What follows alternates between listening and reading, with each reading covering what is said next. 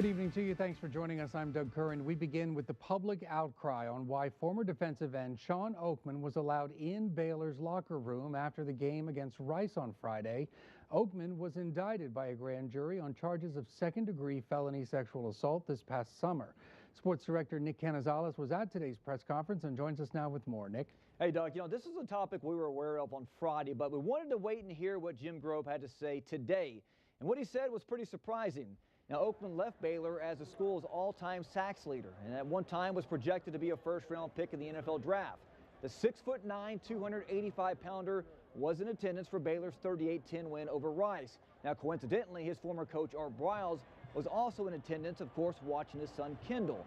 Now, after the game, Jessica Morey got video of Oakman going into the locker room. Now, considering he's not part of the team and his recent troubles, it was kind of alarming on why Baylor would even let him by the locker room or in the locker room to begin with. At today's presser, Jessica asked Coach Grobe about Oakman's video. Also, Sept Russell had a few things to say about his former teammate as well. Here's what they had to say.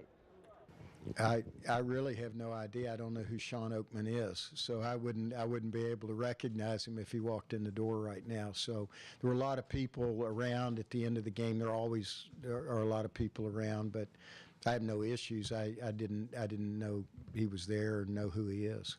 That's more of a personal deal. What happens in the locker room, stays in the locker room type deal. He's a great guy, just in a bad situation. And we're going to hold anything against him. He's part of the team, and he's still part of Baylor. And we're going to love him just as much as anybody else. And look, it's almost certain that Coach Grobe doesn't know Oakman personally, but it's kind of unlikely he's never heard of him, though. What happened Friday might not be a distraction coming up this Saturday against Oklahoma State, but it's certainly not a good look for a program that continues to make news for all the wrong reasons. Doug?